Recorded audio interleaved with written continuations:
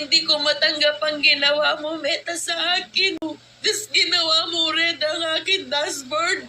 Hindi ka makatarungan, Meta. Kung ipatulpo talaga, sobra, ipapatulpo talaga kita kung makita lamang. Napaiyak at ipapatulfo niya ang Meta Facebook dahil daw nag-red ang kanyang dashboard.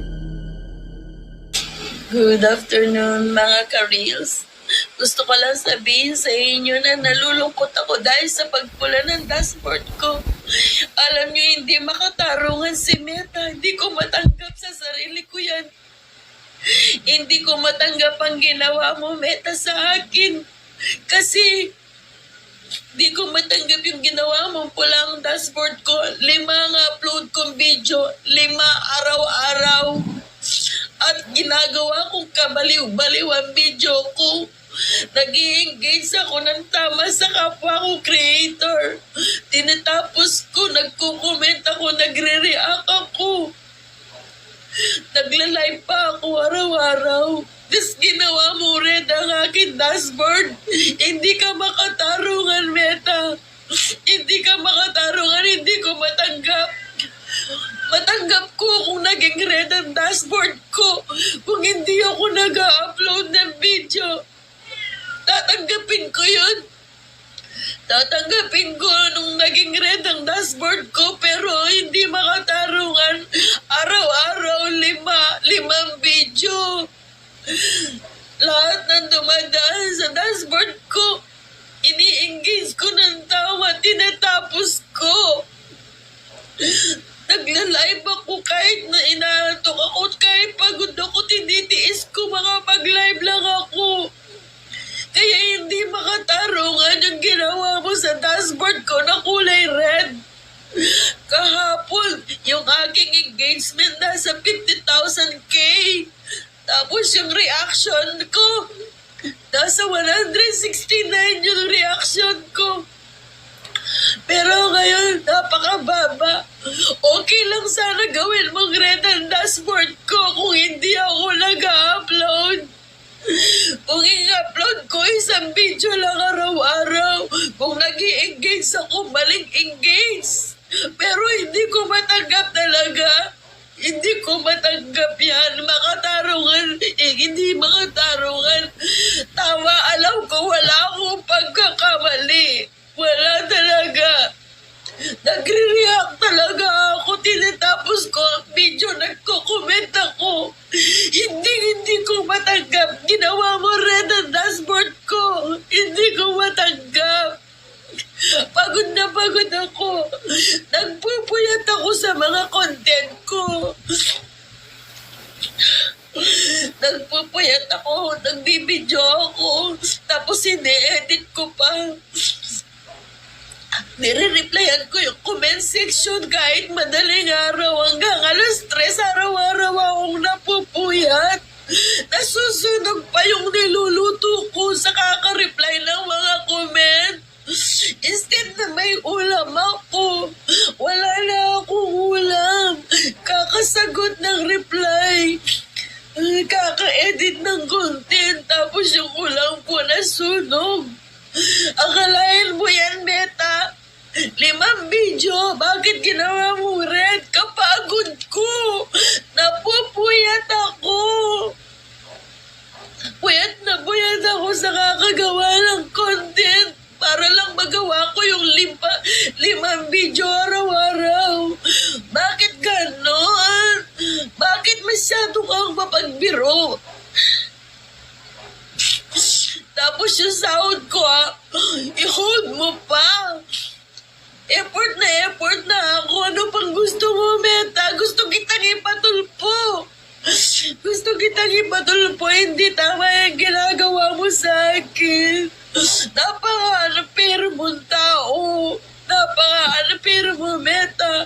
Sobrang napapagod na ako. Akalain mo 5 video maghapon, i-edit ko pa. Iba pa yung pagre-reply ko sa comment section.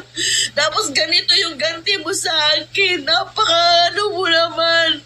Ang sarap mong ipatulpo talaga. Sobra, ipapatulpo talaga kita kung makita lamang kita. Napaka-unfair mo. Sobra ka. Hindi ko matanggap yan. Naging red ang dashboard ko.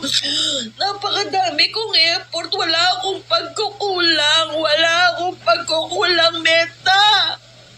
Bakit ang lupit mo? Ang hinagpis ni ate, ayon sa pagkakaintindi ko sa video niya, ay mukhang dalawa. Ang una ay biglang nag-red ang kanyang dashboard kasi nagpakapagod siya na nagpo-post ng at least 5 videos or reels per day. Tapos biglang nag-red.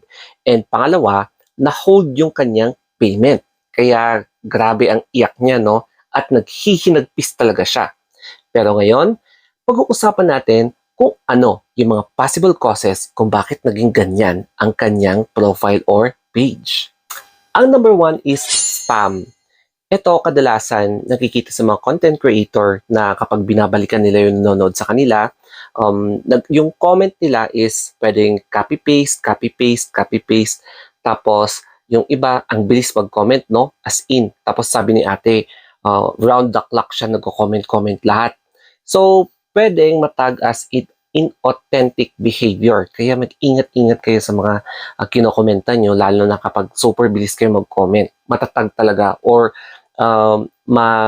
ma-identify yung profile nyo as parang bots, no? Yung mga ganon. Number two is posible na gumamit siya ng mga music na may copyright. Kaya kung minsan natatag yung profile mo or page as naka-violate ng community guidelines due to unoriginal content or copyrighted material. Kaya minsan, kapag maraming ganon sa videos mo, pwedeng mag-red, tapos pwede rin ma-freeze talaga yung payout mo. And yung number three is posible na bawal talaga yung follow to follow. Kasi ito yung inauthentic content, inauthentic activity ulit na parang ina-encourage mo yung ibang user na manood sa'yo, panoorin mo, manood sa'yo, panoorin mo, manood sa'yo, na detect yung IP address. So, kapag same yung IP address, tapos parang kakontsaba mo yung isang profile, yung iba-ibang profile, tapos nagaganunan kayo, there's a network. And minsan, kayo-kayo lang ang nanonood sa isa't isa, tapos parang hindi na siya organic. Naku, baka matatag talaga ang profile mo na inauthentic activity ulit. Kaya nga, I don't encourage follow to follow kung minsan kasi ganito ang nagiging problema. Alam nyo ba na na-demonetize ako sa Facebook dati? It's because ang violation ko ay yung prohibited goods. Kaya ang ginawa ko, yung mga product review ko na bawal talaga na products, dinilit ko lahat. Tapos, nung nakita ko yung violation na magtatagal ang demonetization ko for 90 days, ayun, nilinisan ko, pinagpahinga ko muna yung FB page ko for 3 to 4 months, and January yun na demonetize. Tapos, nung May, bumalik agad yung monetization ko. So, tiis-tiis lang talaga. And hindi lang sa Facebook, sa YouTube din, na na-suspend / parang na-disabled siya, no? So, ginawa ko lahat. In-email ko si YouTube or si Google. And then, after one day, ayun, naibalik sa akin yung YouTube channel ko. So, ramdam ko talaga si ate. Yung naramdaman ko noon na-demonetize or na-suspend, ganun din yung nararamdaman niya. Pero, huwag kayong mawala ng pag-asa kasi basta linisin niyo lang yung Facebook page or profile nyo. Ayan, babalik din yan. Yun nga lang, mag-antay kayo after 3 or 4 months. Ang advice ko para kay ate ay mag-relax ka lang. Siguro it's about time na magpahinga ka muna habang nililinisan mo yung Facebook mo o kaya you should also take time for yourself, no? Kasi mukhang na-over ka sa pag-focus sa Facebook, parang nakalimutan mo rin yung sarili mo. And after mo malinisan yung Facebook profile mo, mag-antay ka lang kasi magiging green din yan. Katulad ng ginawa ko dati. Basta ganun lang. And always read community guidelines para alam nyo kung ano yung mga bawal at hindi. And syempre, manood kayo sa mga ibang content creators kung ano yung mga nagiging experience nila nung nag-red ang dashboard at nung nag-on hold ang kanilang payout. So, magkakaroon ka ng idea kung ano din yung pwede mong gawin. Malay mo, magiging green din ang lahat at ma-receive nyo din yung mga payout nyo. Okay? So, patience is the key and huwag kayong tatamad-tamad. Dapat magbasa din kayo. Okay? So, that's it. I hope na may natutunan kayo dito sa video na ito. And always make time for yourself. Huwag lang puro meta. Huwag lang puro reels. Kasi kailangan din kayo ng sarili nyo, ng katawan nyo. Okay? So, sana may natutunan kayo ulit dito and sana may nakarelate dito. Thank you so much and have a wonderful day.